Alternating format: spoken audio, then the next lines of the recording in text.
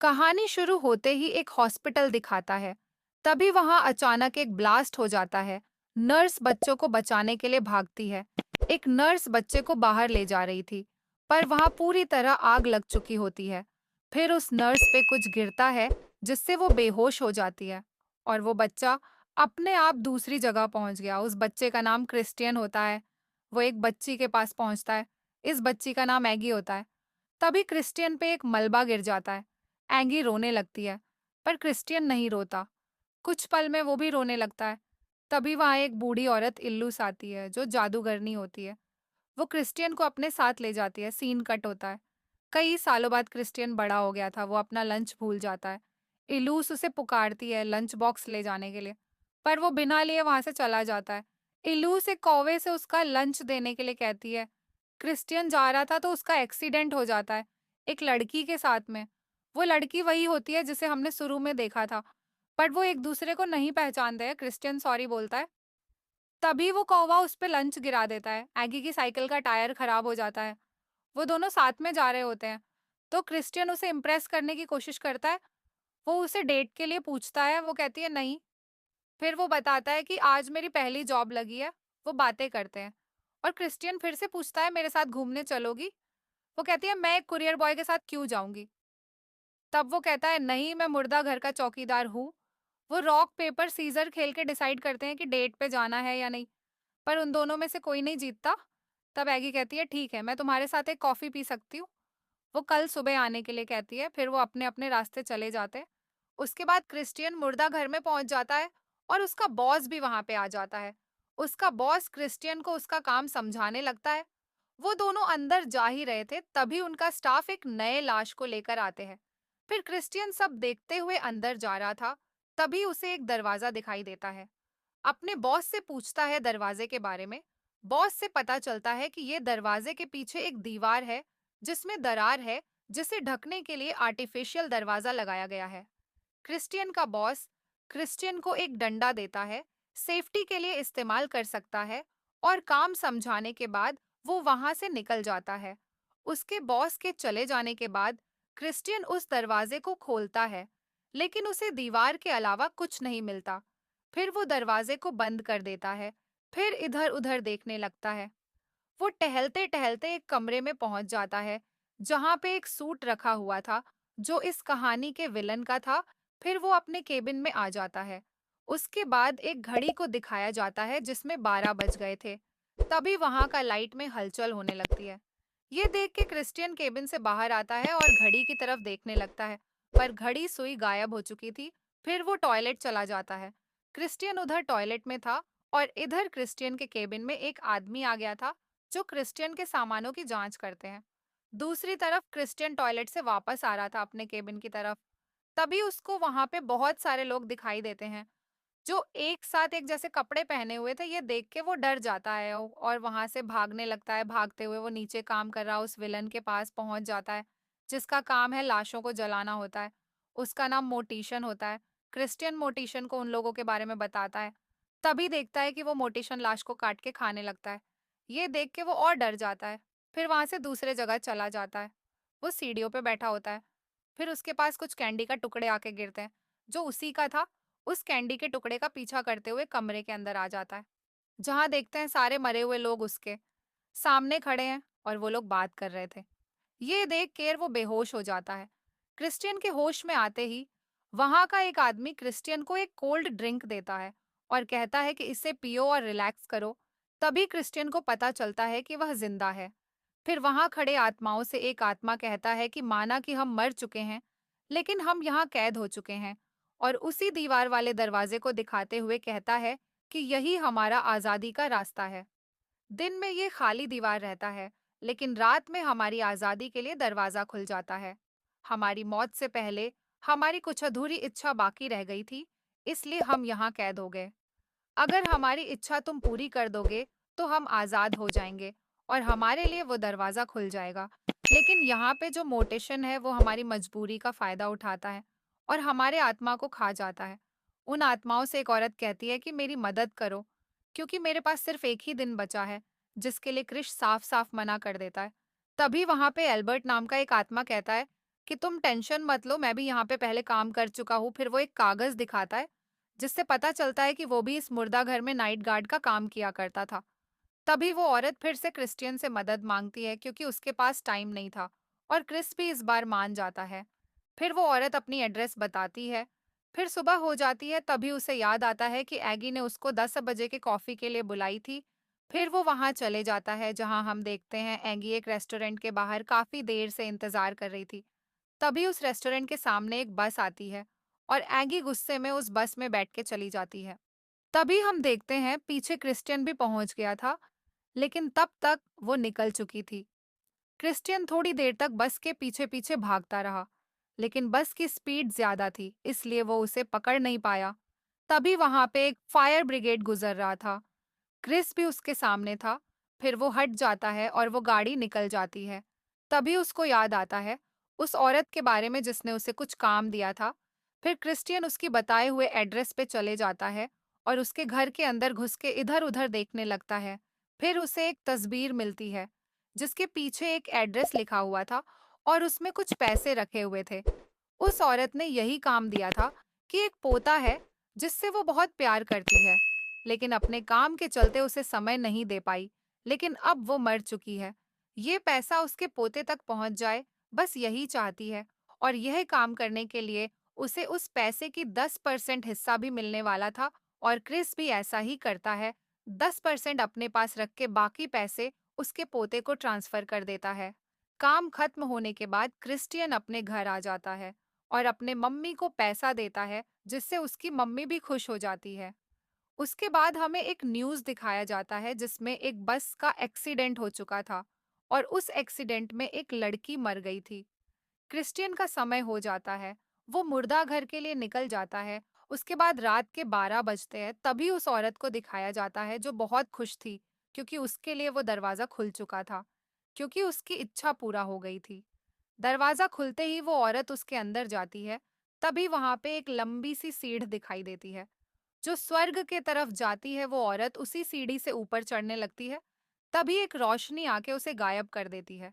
दूसरी तरफ हमें उस मोर्चरी के फ्रीजर से एक लड़की को निकलते हुए दिखाया जाता है और ये और कोई नहीं बल्कि एगी होती है, क्योंकि उस बस एक्सीडेंट में एगी ही मारी थी। तब वो भी वहां पे आ जाती है। एगी क्रिस्टियन को एक थप्पड़ मारती है और वहां से चली जाती है क्योंकि वो नाराज थी, क्योंकि वो उससे मिलने नहीं आया था। क्रिस्टियन के बहुत मनाने के बाद एगी मान जाती है। फिर उसे अपने काम के बारे में बताता है कि यहाँ पे वह सबकी इच्छा पूरी करता है और तुम्हारी कौन सी इच्छा अधूरी रह गई है, मुझे बताओ, मैं तुम्हारी मदद करूंगा। वो कुछ नहीं कहती है। फिर हमें क्रिस्टियन को दिखाया जाता है जो एक एक करके सबकी इच्छाएं सुन रहा था। क्रिस्टियन को देखते हैं जो एक चोर की इच्छा पूरी करने के लिए आया था, क्योंकि वो एक मूर्ति चुराया था जिसको उसने मिट्टी में गाड़ दिया था। क्रिस्टियन उस मूर्ति को निकाल के जहां से लेके आया था वहीं वापस कर देता है। इसी बीच एक और न्यूज़ आती है जिसमें 2 लड़की मर जाती है, वो भी वहाँ आ चुकी थी और वो सब भी उनके साथ मस्ती करने लगते हैं, नाच-गाना करते हैं। तभी क्रिस्टियन एगी को लेके एक सीक्रेट जगह चली जाती है जहाँ पे वो दोनों अकेले हो। फिर वो दोनों मस्ती करने लगते हैं और एक-दूसरे को किस भी करते हैं। उसके बाद हमें न्यूज़ में एक आदमी की मौत को दिखाया जाता है, जो कि एक एक्टर है, वो भी वहाँ पे आ जाता है और वहाँ पे आने के बाद एगी के साथ फ्लर्ट करने लगता है। ये देख के क्रिस्टियन वहां से चला जाता है। तभी एगी भी उसके पीछे पीछे जाके उसे मना लेती है और उसे किस करने लगती है। तभी एक दिन एक आदमी का इच्छा पूरी करने के लिए उसके घर जाता है और उसके घर में एक मूर्ति को तोड़ना होता है, लेकिन वो उसमें फेल हो जाता है, जिसके कारण वो मोटिशन उसको जलाने के लिए ले जाता है। क्रीस उसके शरीर को बचाने के लिए बहुत कोशिश करता है ताकि कुछ दिन और समय मिल जाए और उसका इच्छा पूरी हो जाए, लेकिन वो मोटिशन के सामने टिक नहीं पाता और वो लाश जल के राख हो जाती है। यह सब देखने के बाद क्रिस्टियन टेंशन लेने लगता है, क्योंकि एगी अपनी इच्छा अभी तक नहीं बताई थी। अगर उसने कुछ नहीं बताया तो उसको भी ऐसे जला दिया जाएगा। ये सब सोचकर क्रिस्टियन एगी को अपनी इच्छा के बारे में पूछता है, लेकिन उसे इस समय कुछ याद नहीं आ रहा था और वो कहती है कि तुम टेंशन मत लो। उसके बाद अल्बर्ट के पास जाता है और उसके बारे में पूछता है कि उसे कैसे बचाया जा सकता है, लेकिन वो कहता है कि इसके अलावा और कोई तरीका नहीं है। अगर तुमने उसकी इच्छा पूरी नहीं कर पाए तो वो नहीं बच सकती, इसलिए उसकी इच्छा जानना जरूरी है। तभी क्रिस्टियन कहता है कि मैं उस मोटेशन को मार दूंगा। अल्बर्ट कहता है कि तुम उससे नहीं लड़ पाओगे क्योंकि वो बहुत ताकतवर, तुम उसके पास भी जाओगे तो वो तुम्हें कच्चा खा जाएगा। एंगी ये सब सुन लेती है और वहां से दौड़ने लगती है। तभी क्रिस्टियन भी उसके पीछे पीछे जाता है। तब एंगी उसे समझाती है कि मैं मर चुकी हूँ, तुम उस दुनिया के हो, तो तुम अपनी जिंदगी में बाहर जाओ और खुश रहो। अपने मम्मी के साथ मेरी फिक्र मत करो। तब क्रिस्टियन कहता है कि मैं तुमसे प्यार करता हूँ, मैं तुम्हें इतना जल्दी नहीं खो सकता। तब एगी कहती है कि हमारे पास कोई रास्ता नहीं है। फिर वो वहां से चली जाती है। फिर क्रिस अपने केबिन में आके इस सब के बारे में सोचते रहता है कि एगी को कैसे बचाया जाए, जिसके बारे में कोई रास्ता नजर नहीं आ रहा था। तभी वहां पे रखे चीजों को तोड़फोड़ करने लगता है। फिर वहां पे उसका बॉस आ जाता है और उसे नौकरी से निकाल देता है। रात को क्रिस्टियन वापस उस मर्चरी में आता है, लेकिन वो अंदर घुस नहीं पाता है क्योंकि वो नौकरी से निकाल दिया गया था। क्रिस्टियन दरवाजे के पास खड़ा हो जाता है, जहां दूसरी तरफ एगी भी मौजूद थी। एगी उसे देख और सुन भी पा रही थी, लेकिन क्रिस्टियन उसे ना तो देख पा रहा था, ना ही उसकी बातें सुन पा रहा था। लेकिन उसे एहसास होता है कि सामने एगी खड़ी है। इसलिए वो कहता है कि मैं वापस जरूर आऊंगा और तुम्हें यहाँ से बाहर निकाल ले जाऊंगा। ये सुनकर एगी खुश हो जाती है। फिर क्रिस्टियन वहां से निकल जाता है। वो अपने घर आके उसकी मम्मी को सब कुछ बताता है। क्योंकि वो एक जादूगर थी, इसीलिए वो उसकी मदद करने के लिए कहता है। लेकिन उसकी माँ पहले तो मना करती है, लेकिन उसके बेटे का दुख देखकर मान जाती है। फिर वो कहती है कि तुम उसके शरीर का एक टुकड़ा लेके आओ और सूखी घास इकट्ठा करके उसकी तरफ एक पुतला बनाओ। ये सब काम हो जाने के बाद उस आत्मा को उस मोर्चरी से बाहर निकालना होगा। फिर क्रिस्टियन सूखी घास से एक पुतला बना लेता है और उसके शरीर का हिस्सा लाने के लिए चर्च की तरफ निकल जाता है। वहाँ फ्यूनरल होता है, वहाँ पे एगी का कॉफिन ढूंढकर उसमें से उसके बाल काट के लेके आ जाता है। और इधर मोर्चरी में एगी की आत्मा उसी के बारे में सोचे जा रही थी। दूसरी तरफ क्रिस्टियन अपने बॉस को फोन करता है और बहुत रिक्वेस्ट करता है कि मेरा एक सामान छूट गया है, मैं उसको लेने के लिए आ रहा हूँ। लेकिन उसका बॉस मना करता है। पर वो बहुत रिक्वेस्ट करने के बाद वो मान जाता है। लेकिन बॉस कहता है कि तुम अपना सामान लेकर जल्दी निकल जाओगे, इसमें वो मान जाता है। उसके बाद क्रिस्टियन ने उस घास से बने पुतले को लेकर मोर्चरी की तरफ चला जाता है और उस पुतले को बाहर रख के वो अंदर घुस जाता है। यहाँ पे वो एक्टर एगी को परेशान कर रहा था। क्रिस्टियन को देखते ही एगी उसे गले लगा लेती है। फिर हम देखते हैं मोटेशन एक लाश को जलाने के लिए ले जा रहा था। तभी वो लोग क्रिस्टियन का साथ देते हैं और कहता है कि मोटेशन के खून से ही वो दरवाजा खुलेगा। तभी बाकी सारे आत्मा क्रिस्टियन की मदद करते हैं और उन्हीं की मदद से क्रिस्टियन मोटेशन की उंगली करने कामयाब हो जाता है। वो एक उंगली काट कर लेकर आ जाता है। तभी वो एक्टर एक डंडे से क्रिस्टियन के सर पे मार के बेहोश कर देता है। उसके हाथ से उंगली गिर जाती है। तभी वो एक्टर उस उंगली को उठा के कहता है कि मैं इस उंगली की मदद से इस दरवाजे से निकलकर आजाद हो जाऊंगा। वो अपने साथ एगी को भी बुलाया है। एगी माना कर देती है। बाकी आत्माएं उससे वो उंगली लेते हैं। फिर वो दोनों दरवाजा खोलकर बाहर निकल जाते हैं और इधर मोटिशन भी सबको मारते हुए उन दोनों को पकड़ने के लिए दरवाजे में आ जाता है।